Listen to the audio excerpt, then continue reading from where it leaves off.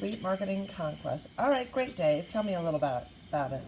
Absolutely. So, Conquest email is, the idea is you're helping a dealership talk to the customers of their competitors.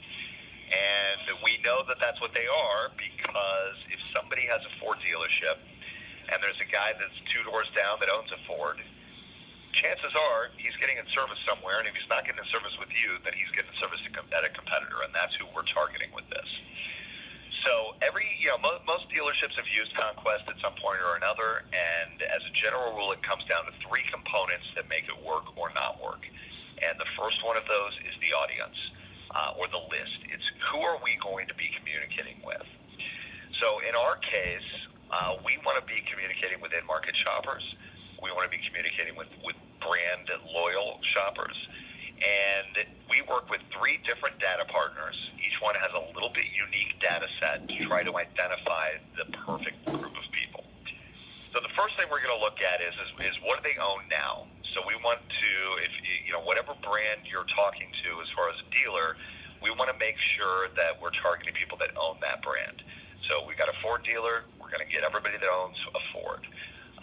We are also going to look at people that are what we call intenders. Intenders mean that they have filled out a form or a sheet somewhere at some point in the last year indicating that soon they would be in the market for a new Ford.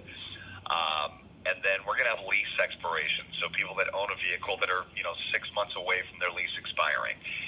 And, basically this is how we're going to come down to the people that we think are the best in-market shoppers. These are people most likely to be actually looking for a vehicle, and specifically one that this dealership has. Next, we look at their demographics. We want them to look like the current customers of the store. So age, marital status, income, credit, education, we're going to look at all of those things. So now we have somebody that we think is likely to be in the market for a vehicle. We know that they look basically like the existing customers of the dealer. And the last part we're going to look at is geography. So, unfortunately, a lot of our competitors, when they do platforms like this, they're going to drop a pin in a map at the store and just draw a big circle and call it their PMA. The reality is, I don't have a single dealership that actually does business that way. Most of my dealers have a zip code within a couple of miles that they do no business in, and another one much further away that they do a ton of business in. So when we filter down this list again, we're going to only be looking to do by zip code. So we're going to pick the zip codes that dealer does the most business in, and we're now going to know that we have an in-market shopper. They demographically look like the dealer's customer, and they geographically live where the dealer's customers live. That's who we want to talk to.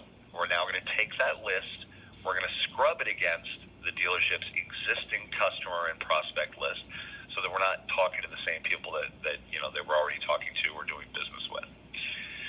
Ideally, we want to come down to a list of about 50,000 prospects at that point. Once we've scrubbed, we'd like to have 50,000 left, and we're going to start a campaign that will be 2 emails per month over the period of 3 months, so that we can start making continuous impressions on that shopper while they're making these decisions. So, after we've figured out the data, we move on to the creative and compliance. So we have an in-house agency services team. They are literally agency quality. They come from an agency. They are going to design each email from scratch. And by that, I mean we don't have like a template that we're just going to drop images into. These guys are going to start from the ground up. They're going to look at the specials. They're going to, look at the local events. And they're going to, pull graphics together and create an email that is truly unique to the store. It can be, as focused on the kind of the neighborhood and the local stuff as you want. Usually we see a lot better luck if you're focusing on kind of a national lease specials and things like that. So get that email together. We're now going to send it into manufacturer compliance. So if you're dealing with a Lexus store, we're going to send it through compliance to make sure that it agrees with Lexus standards. And they will be sending it in for co-op as well. So if the dealership has co-op dollars available, we're going to help them pursue those as well to make sure that they can be, basically paid for doing this campaign. So other thing about creative is this. We do that first email from the ground up. Second email we get ready to do that month, we're not just going to resend the same email or even just kind of replace a couple of things. We're going to tear it down and build it back up again. And the reason we're going to do that is we are looking at the Google Analytics, which means I don't just know how many people clicked. I know what they clicked on. So if there's a section of the email that is incredibly underperforming, chances are we're going to knock that out on the next email. If there's an email that, there's a portion that's just killing it, that everybody's clicking on, we're going to see if we can build on that, make it bigger, find other specials that are similar. Last but not least, so now we've, gotten the audience, we're sending them the message. Our last but not least issue is going to be reporting. Most of our competitors in this space, when they do a report for a Conquest email campaign, they're going to send out a report a month, 2 months, 3 months after they start. We do our reporting in virtually real time. And when you talk about sales numbers, what this means is you see that they have 205 gross sales and 27 match sales. So the total sales are how many that the dealership's doing overall. The match sales means that those are people that we sent an email to and they came in and they purchased a car. So we link up with the dealership's DMS. We get this number every single day. We do these matches so that they can see real time when these matches are taking place within a day or so after. So when we look at our dashboard, we know with the sales section that so far, just in July, Clausen Honda has had 27 people that we sent an email for.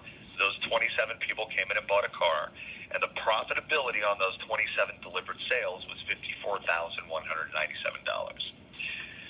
We're totally transparent, which means that we want you to know if, again, target of this is brand new customers.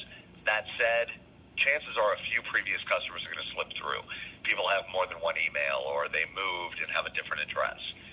So we're actually going to tell you how that breaks down. In this case, it is 27 sales. 25 of them are brand new customers and their first time dealing with the dealership. We're going to tell you how many new versus used vehicles you sold. And we're going to actually load the deals here. So you notice, we have deals being reported from yesterday. So we know that, if this dealer is looking at this report, they're going to remember, oh yeah, Kevin Clark came in yesterday, bought the Honda Civic. All of that information is right at their fingertips to be able to really verify the ROI of this whole tool. Service. So lots of dealerships exclude service when they are doing email marketing. It is a huge mistake.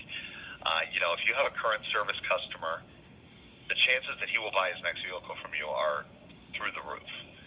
So in this case, they did 108 service ROs so far this month. 35 of them were from me. And that has generated a total of $34,250 in sales.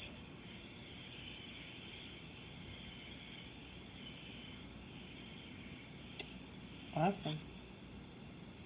So, ROI. So ROI, we literally track to the day, okay?